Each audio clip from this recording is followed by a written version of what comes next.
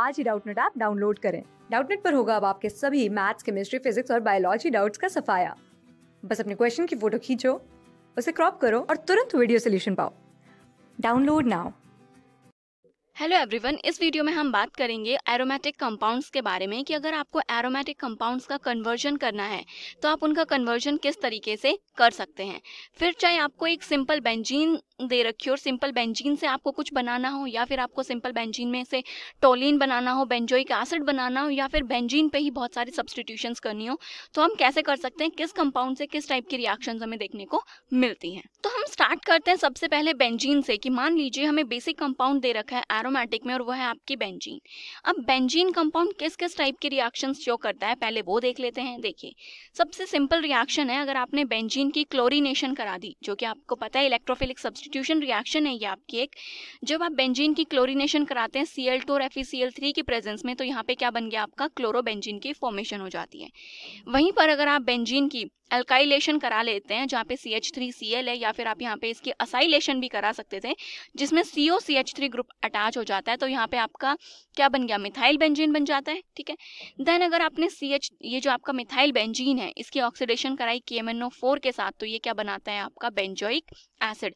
अब अगर यहाँ पे CH3 की जगह मिथाइल ग्रुप की जगह अगर आपका इथाइल ग्रुप भी होता, तब भी यहाँ पर आपका बेंजोइक एसिड ही बनता उसके ऑक्सीडेशन के बाद। ठीक है, देन नेक्स्ट आती है आपकी एक सल्फोनेशन रिएक्शन। अगर आप बेंजीन की सल्फोनेशन रिएक्शन कराते हैं तो यहाँ पे बेंजीन सल्फोनिक एसिड की फॉर्मेशन हो जाती है। देन आप इसको दोबारा से H2SO4 के साथ रिएक्शन करा के हीट करते हैं, तो यहाँ पे होती है आपकी डीसल्फोनेशन रिएक्शन, जिसमें आपका बेंजीन बन जाता है दोबारा से। तो ये रिएक्शन काफ़ी इंपॉर्टेंट रोल प्ले करती है कन्वर्जेंस में। आपको याद होना चाहिए कि अगर आपको कभी ग्रुप अटैच करना है, आपको मान लीजिए कहीं ऐसा है कि आपको जो कि मेटा पोजीशन है वहां पर आपको कोई सब्स्टिट्यूशन करानी है, तो आप पहले उसकी सल्फोनेशन करा सकते हैं, क्योंकि ये क्या है, डीएक्टिवेटिंग ग्रुप है। कोई भी आप इसकी इलेक्ट्रोफिलिक सब्स्टिट्यूशन रिएक्शन कराएंगे तो वो मेटा पोजीशन पे आपका ग्रुप आएगा। मेटा पे उस ग्रुप को अटैच करने के बाद आप इस ग्रुप को रिमूव कर सकते हैं डीसल्फोनेशन करा के। ठीक है, तो ये रिएक्शन काफी अच्छा रोल प्ले करती है। ये आपको याद रखना है कि दोबारा आप बेंजीन में या फिर अगर आपको कोई ग्रुप रिमूव करना है तो आप कैसे कर सकते हैं। ठीक है, देन एक होती है आपकी नाइट्रेशन रिएक्शन, जो कि बहुत ही इंपॉर्टेंट रिएक्शन है, ये आपको देखनी होगी।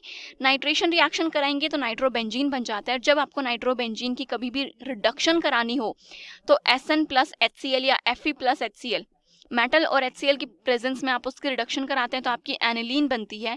ये जो रिएक्शन है बहुत इंपॉर्टेंट रोल प्ले करती है। एनिलीन की रिएक्शन आप डायजोटाइजेशन रिएक्शन कराते हैं तो यहाँ पे डाइजोनियम सॉल्ट बनता है, और हमें पता है कि जो आपका डाइजोनियम सॉल्ट बना है यहाँ से आप फर्दर बहुत सारी रिएक्शंस में जा सकते हैं, डिफरेंट ग्रुप्स यहाँ पर अटैच कर सकते हैं इस N2 ग्रुप को रिलीज करके।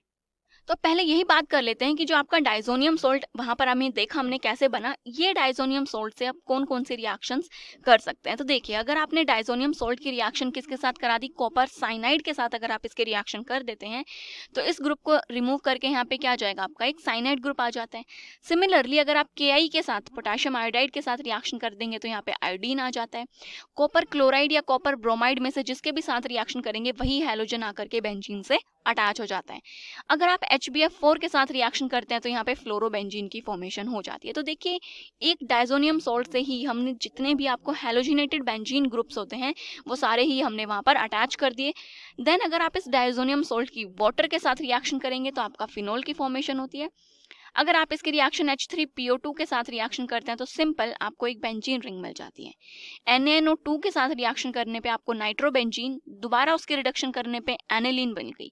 मतलब जहां से आपने डाइजोनियम सॉल्ट की फॉर्मेशन की थी वही स्टार्टिंग मॉलिक्यूल हमें दोबारा मिल चुका है। तो ये देखिए आपकी डाइजोनियम सॉल्ट की रिएक्शंस थी जिनसे आप डिफरेंट कंपाउंड्स में जा सकते हैं।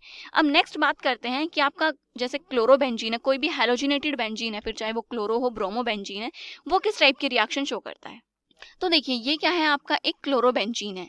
अब देखिए यहाँ पर क्लोरोबेंजीन की हमने रिएक्शन किसके साथ कराई, मैग्नीशियम और ईथर की प्रेजेंस में रिएक्शन करा रहे हैं, तो यहाँ पे आपका क्या बन रहा है, एक ग्रिग्नार्ड रिएजेंट बन जाता है।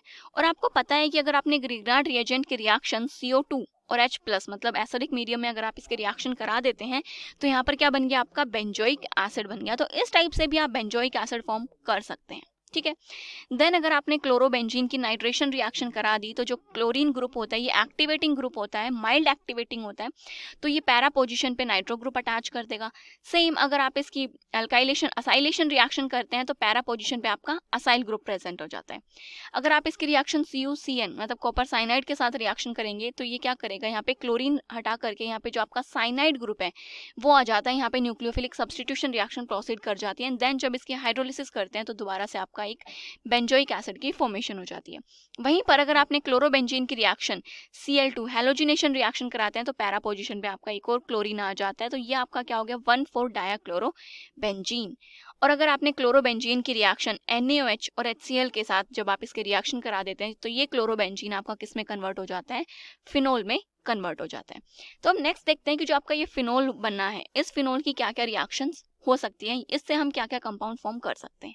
तो ये है आपका एक स्टार्टिंग कंपाउंड फिनोल। ठीक है, फिनोल की अगर आपने जिंक के साथ रिएक्शन कराई तो यहाँ पे रिडक्शन होता है, दोबारा से हमें क्या मिल जाती है, बेंजीन मिल जाती है। ठीक है, तो देखिए एक तो अगर आपके पास सल्फोनिक ग्रुप है तो आप उसकी डीसल्फोनेशन करके बेंजीन ग्रुप ला सकते हैं, और अगर आपके पास फिनोल है तो आप उसकी जिंक के साथ रिएक्शन कराएंगे तो वहां से बेंजीन की फॉर्मेशन हो जाती है। नेक्स्ट, अगर आपने जो आपका फिनोल है इसकी रिएक्शन किसके साथ करा देते हो आप, NaOH प्लस CO2 के साथ जब आप इसके रिएक्शन कराते हैं तो ये आपकी एक नेम रिएक्शन है जिसको आप बोलते हैं कॉल्ब्स इलेक्ट्रोलिसिस। ठीक है, कॉल्ब्स इलेक्ट्रोलिसिस जब आप रिएक्शन कराते हैं तो जो फिनोल है उसके ऑर्थो पोजीशन पे COH ग्रुप आकर के अटैच हो जाता है।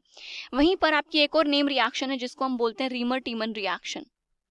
ठीक है, ये आपकी रीमन टीमन रिएक्शन है, आपने फिनोल की रिएक्शन कराई क्लोरोफॉर्म के साथ इन बेसिक मीडियम, तो यहाँ पे आपका क्या आ जाता है, CHO ग्रुप आ जाता है। ठीक है, तो ये आपकी दो मेन रिएक्शंस है, नेम रिएक्शंस भी हैं जिन पे डायरेक्ट क्वेश्चंस भी आ जाता है पेपर में कि रीमन टीमन जो रिएक्शन है ये आप लिखिए, इसमें इसका मैकेनिज्म क्या है, ये रिएक्शन क्या है, उसके बारे में पूरा डिस्क्रिप्शन देना होता है आपको।